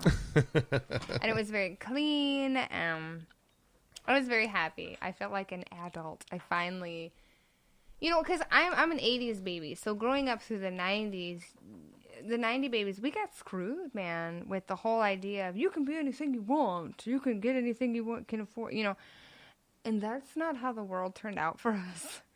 And so you should always work hard. And that's what I got from it, is that was a crock of shit. Right. You have to work hard regardless. Right. Because when Clinton was in office, it seemed all well and dandy. Everybody was doing well. But what we didn't know until after he left was that he put us in debt. Come here. He put us in debt, and then we got screwed. So you couldn't be who you wanted. You couldn't go to college for ish cheap. Your parents weren't paying for your college. Your parents weren't paying for your marriages. The old school, the original, had gone out the window by the time we became of age for marriage, college, partners, anything. The only thing I think we got out of it was, yay, I can be gay. And I mean, great. I am so happy for you, because if I was, I'd be the same way. Like, I want to love who I love, like, have at it. Right. I don't care who you have sex with, but when it's a heartfelt and a mind felt and you're, into that person, I don't give a crap. But I think that's the only good thing. What's that new sexuality that I've heard a lot about? where you're not in love with a male or female. It's pan. Yeah. My best friend Danielle is pansexual, which means that it does not matter what your sex is. It matters who you are as a person. And she could fall in love with a man or a woman or whomever chooses they want to be, you know, whatever is out there now. So basically what that means is I love a human being. It does not matter if you have a penis or vagina or whatever you choose to call yourself. Sure. So pansexual. Mm-hmm. You know, and honestly, I would consider like myself a pansexual. I am very much straight, but in recent years, you know, with the idea that it's being more acceptable, I don't know if I would say I'm sexually curious. I would say I'm more pan because I have loved women, but I have not put that sexual thing into it. And I think that just perverts and it just makes love perverted. And I think that's unfortunate. So like when it comes to love who you want. I don't care what you do behind closed doors and what you do in the bedroom. That's up to you. And I don't think that's that's nobody's business. Yeah. Private. So, yeah. So, like, for me, I think I could go either or. It depends on who you are as a person. Luckily for me, I've found somebody, which, quote, is acceptable to my parents. But, you know, if it wasn't, then, you know, it's who I am as a person. Who cares? Mm-hmm. But, yeah, pansexual is what it's called. I think that... I need to say, I love wine. Put that out there. It's not wine. It's champ. I love champagne. I love wine with a little extra bubbly. The bubbly. I think that there's definitely been a sexual revolution. Do you want one? Where did I put it? Oh. The way that things were compared to the way that things are. And I think that when I was young, I remember a lot of gay people that seemed very repressed. Mm. And so you would get these breakouts of something where they were finally like, fuck it, I'm going to be me. And then it was like, I'm gay. You know, like, whoa, where the fuck did that come from? You know, and you kind of always knew that they were gay, but... They had to be ultra gay. I know. Well, yeah. And I love that. And I think that's, whether you're in love with a man or you're in love with a woman, the fact that you can find love, you know, that's the important thing in this crazy world we call life. Yeah.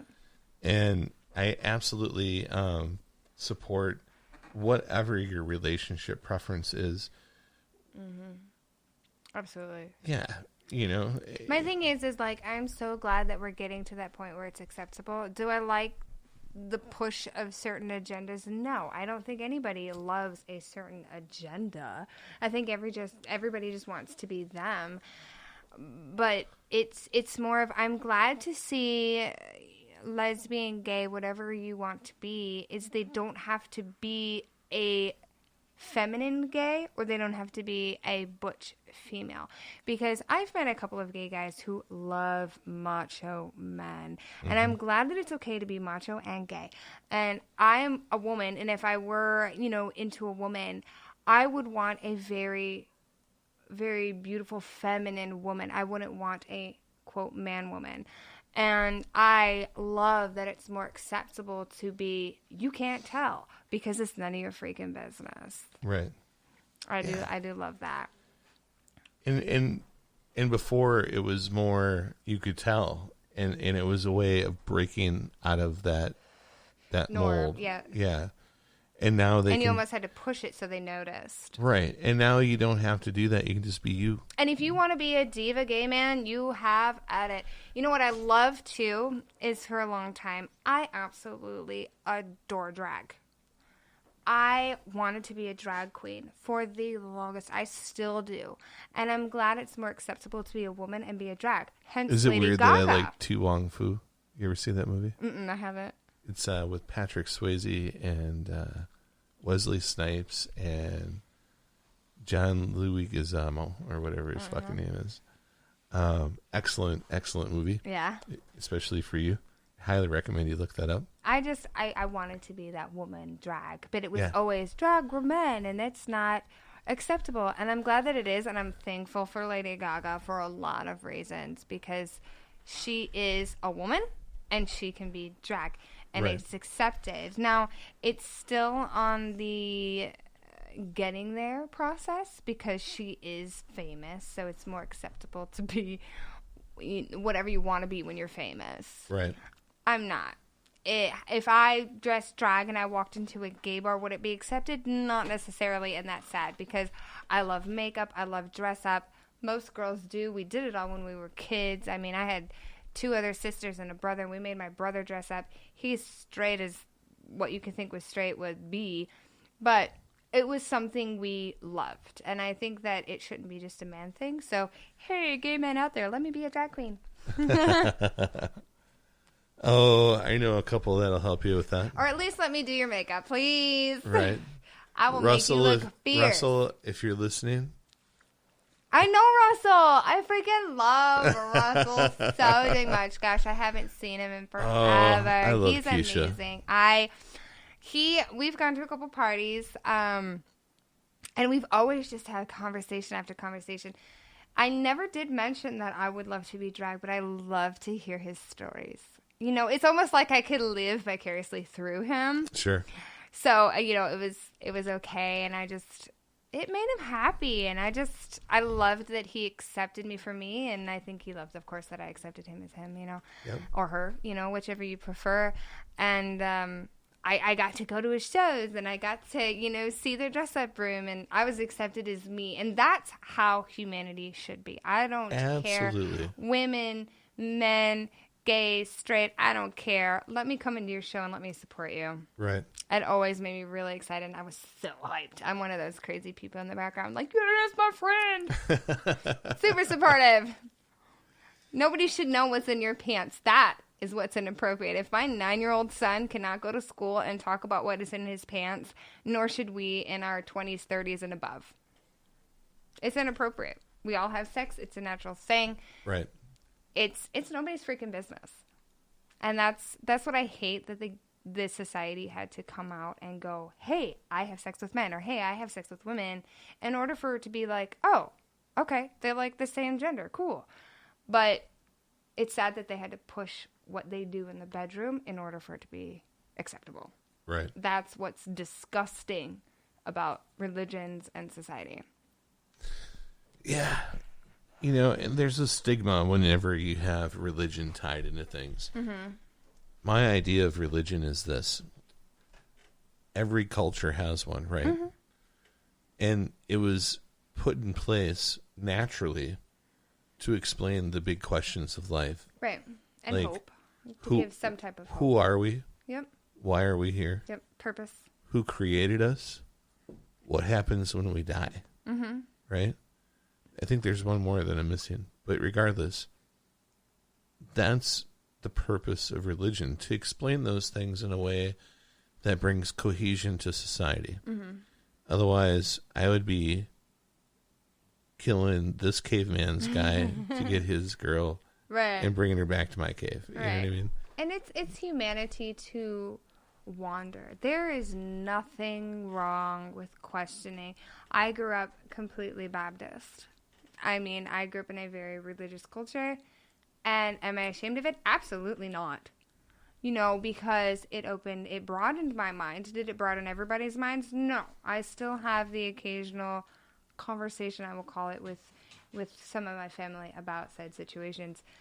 But for me, do I believe that there's a creator? Sure. Is there somebody out there? No.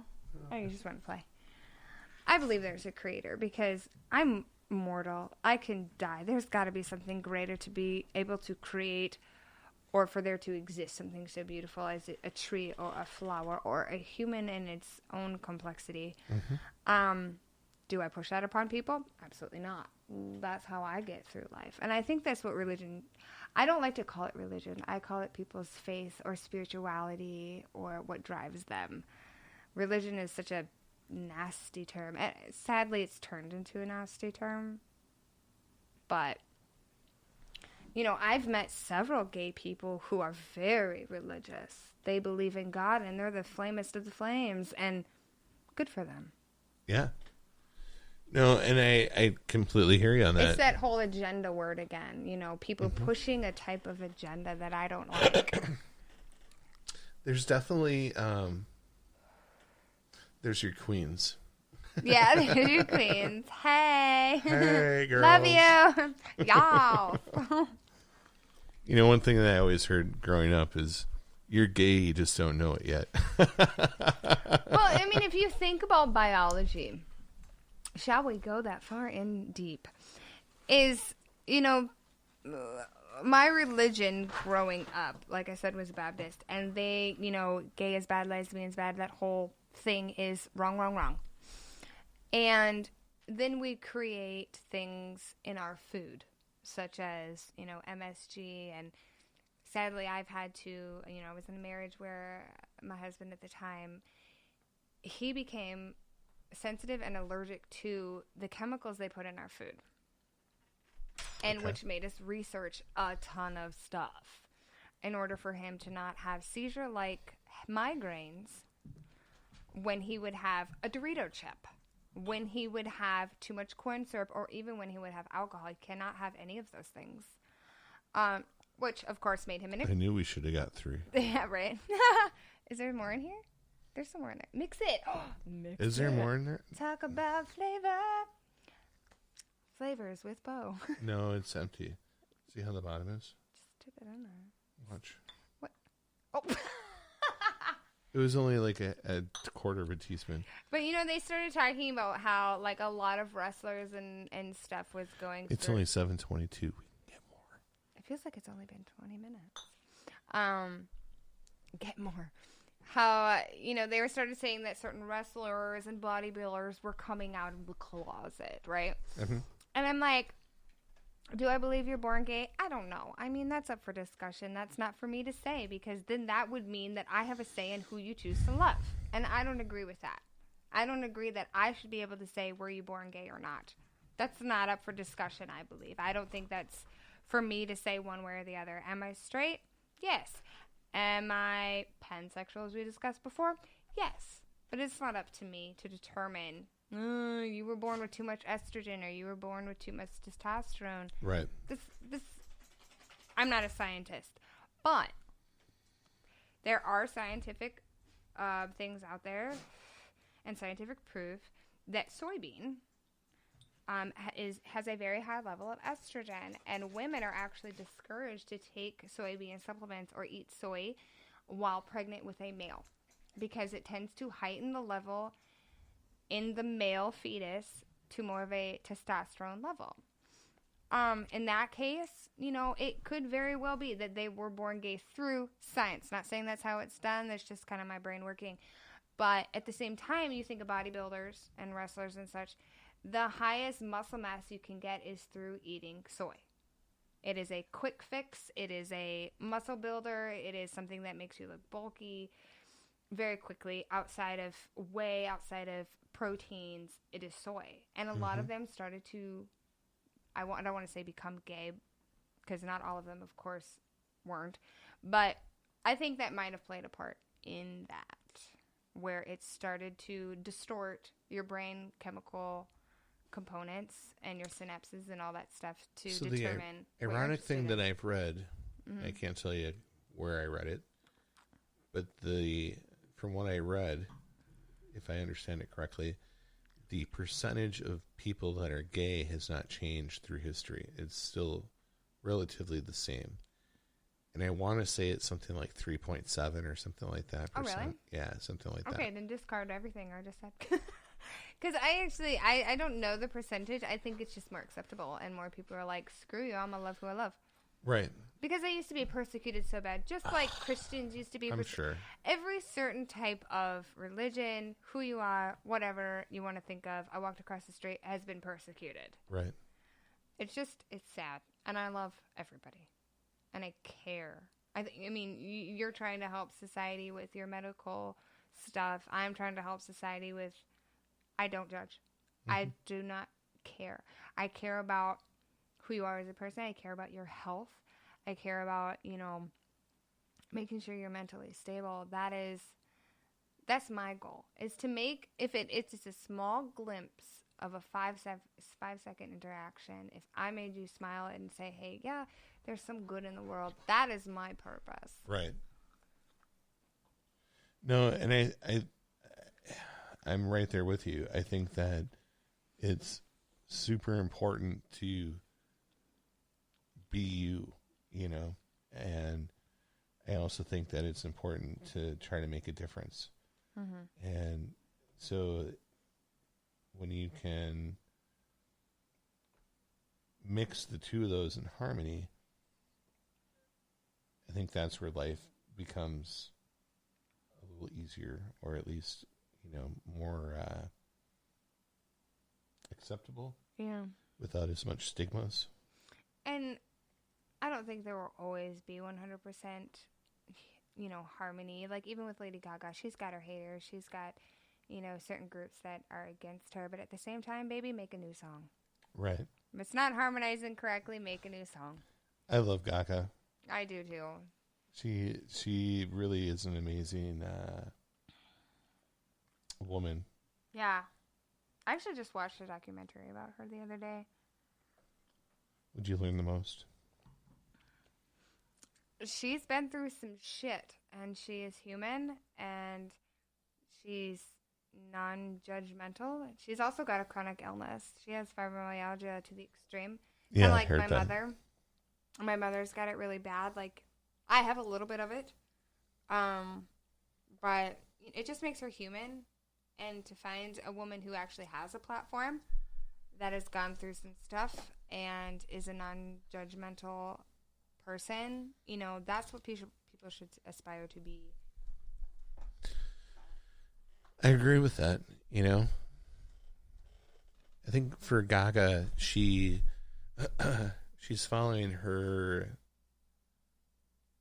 own voice, right? Now.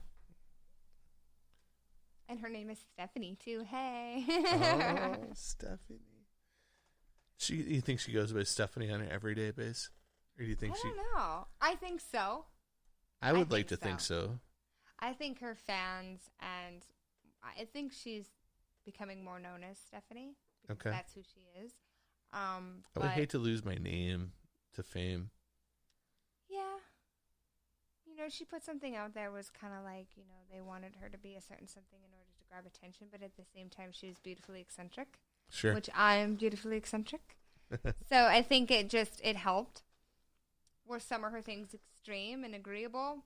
Now. But, high five, man. Yeah. You went out there and you did it. But, I don't know. It's something to look up to. And like Demi Lovato, too. She is one of my favorite artists. She's got an amazing talent, and she's been through some shit. Get a little closer. She's been through some shit. Yes. But that's what I hope to be. Sometimes I feel like I miss my chance, though, because I'm already in my 30s. And I have a voice, and I haven't used it, but I really haven't had the opportunity to get out there, or I've been too scared because I've been compressed in a tiny box growing up. The lid's open now, but I haven't quite popped out. Life is full of growth, right? I don't think you ever finally get there. I think you just keep growing. I could be like Morgan Freeman. All right, Morgan might be the exception. Okay. He should be our next president. Let's vote. I actually have a friend that's friends with him. Shut up. Who's your friend? She's not. She's more of the friend of my friends, but she is a model, and her name is, she goes by Mooney. I know who that is. Yeah. So she... Melissa? Yes. So Melissa is friends with Morgan Freeman. That's so cool. Yeah. I was going to be a model once. I was 1 inch too short to be runway, which was what I actually wanted to do. And then I did a casting for modeling. And Tyra Banks, she is one of my modeling idols. She told me, well, she didn't tell me, but she told the world, do not take a modeling gig that charges you because if they want you, they will pay you. Right. And thankfully for her, could I have been a model? Yes, but I would have had to pay. I think it was only like $47, honestly, but I was kind of short on cash. I went to this modeling agency. I did all the shoots. I showed my portfolio. And they actually wanted to hire me, but it was billboard stuff. Okay.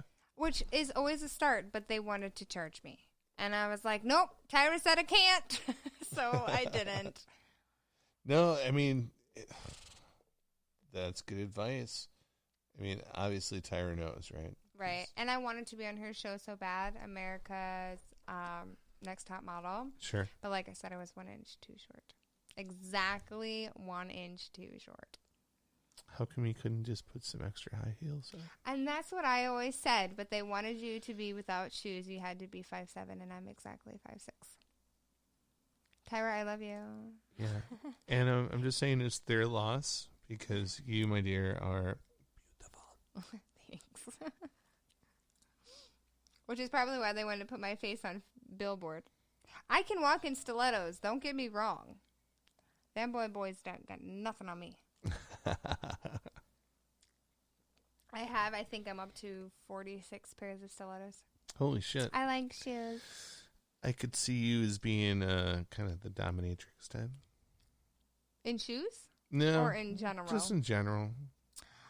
Especially with the shoes, you know, like I said, lick my boots.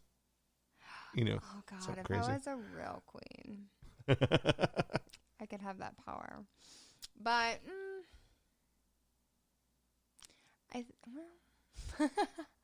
yes and no. Both? I'll buy that for $1. I'm an even trade. Wait, that sounded bad. I'm even on the spectrum of yes and no. There's balance. Dominant and submissive. I'm right in the middle. That's good. I like that.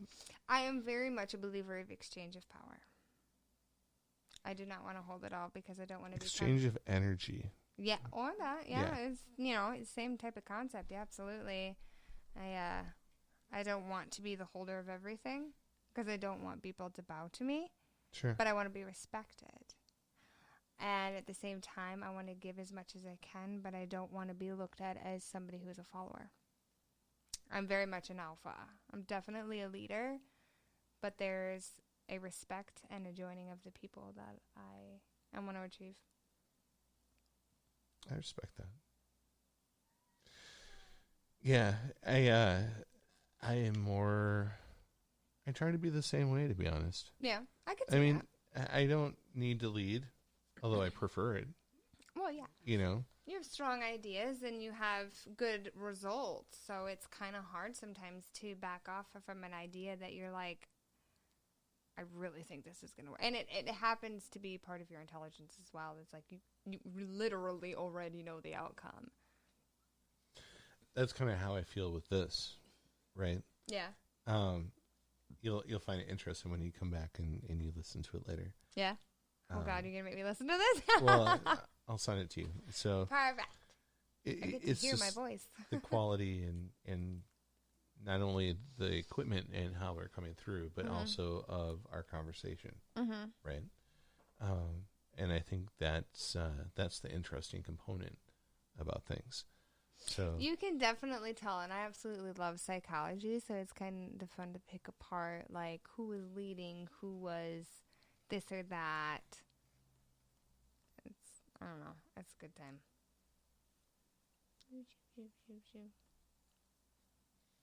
Mr. Charlie Marley. He's so beautiful. I'm going to take him home. He's going to be my new best friend. I'm going to be my new best friend with the wrinkles on your face. I think of Shar-Pays as...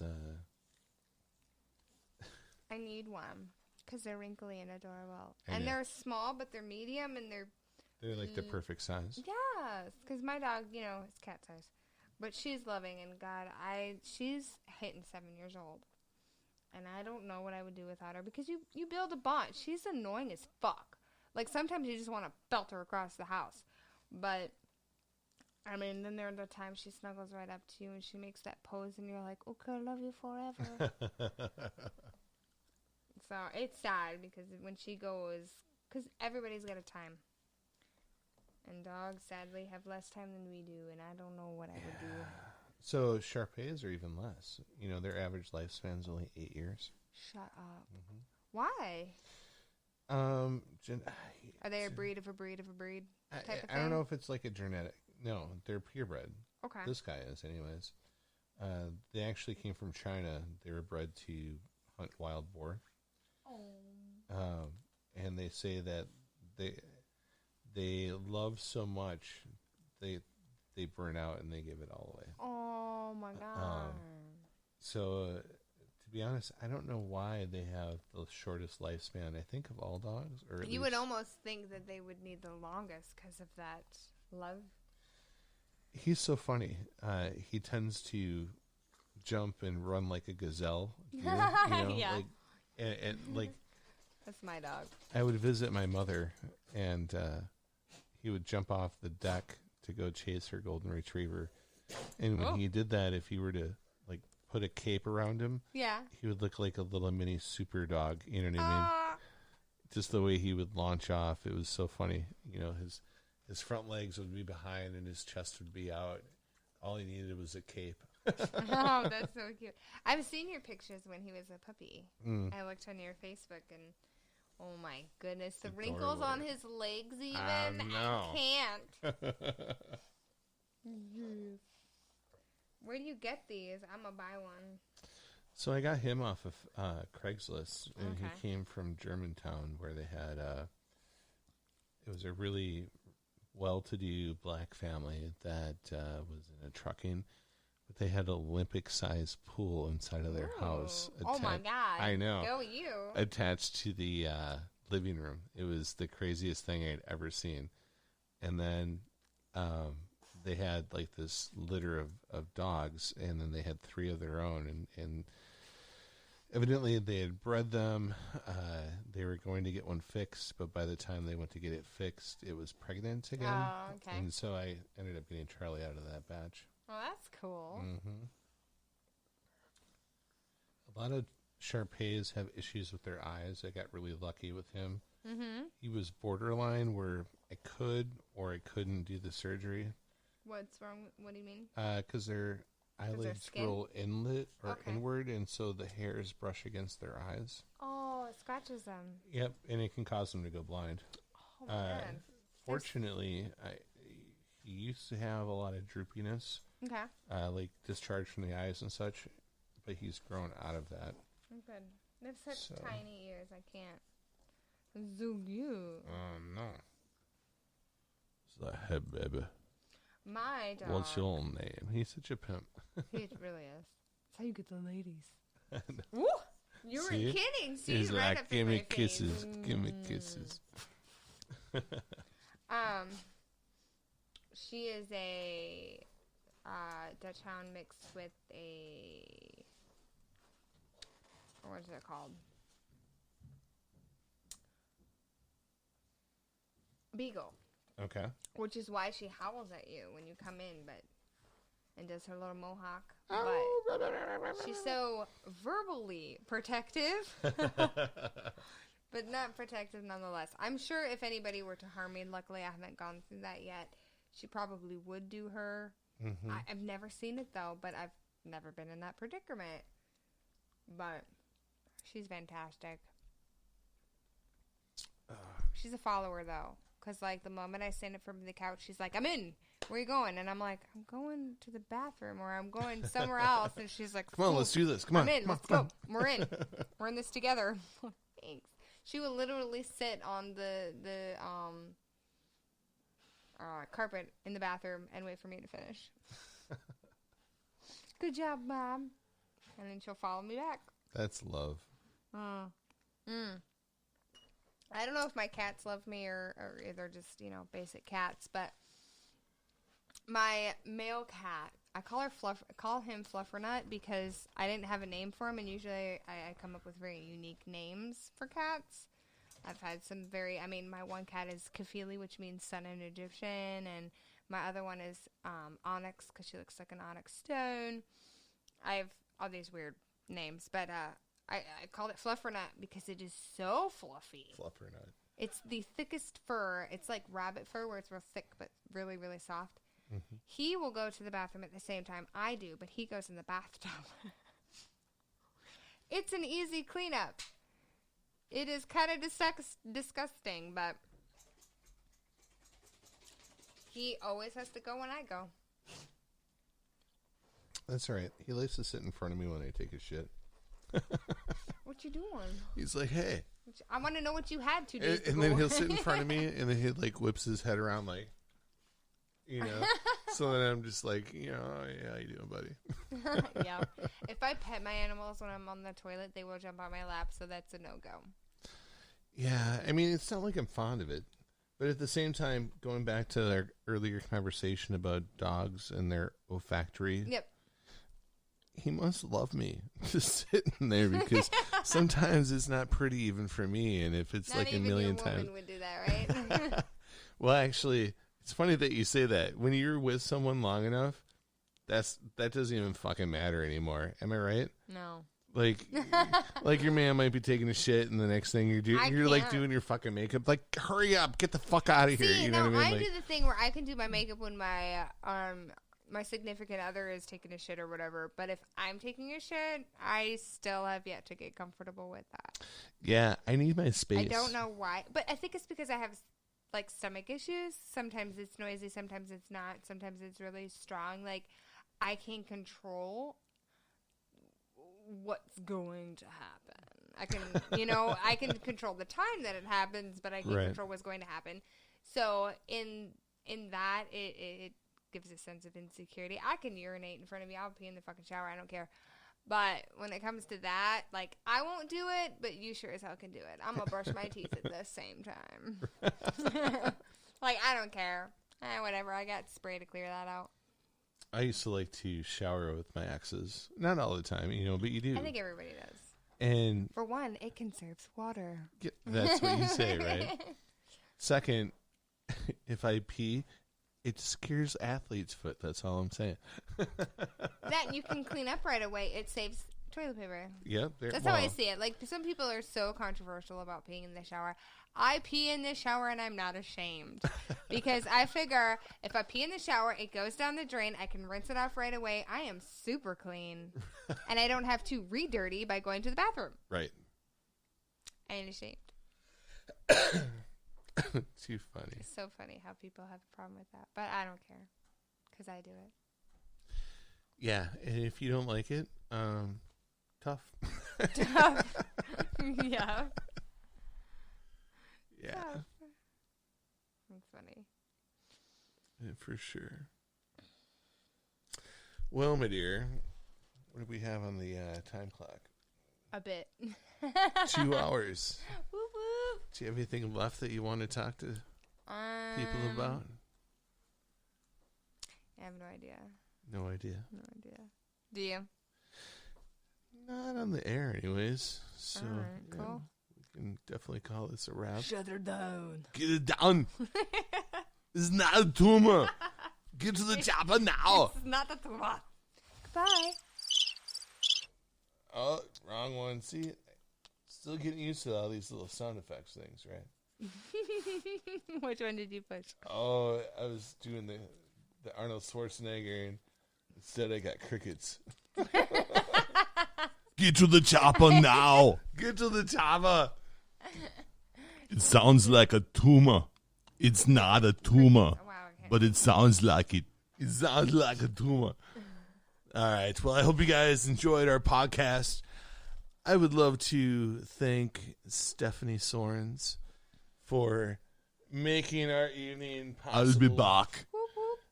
And we would probably definitely like to have her back. I think Probably. she is definitely insightful. I'd like to thank you all for tuning in to our Digital Voices podcast. If you have a topic, something you want to listen to, something you want to talk about, something that is on your heart, Maybe you fell through the cracks. Maybe you got something you got to get off your chest and you just need a platform. Give us a holler on Facebook. Until then, you guys stay safe. Thanks for tuning in. Bye.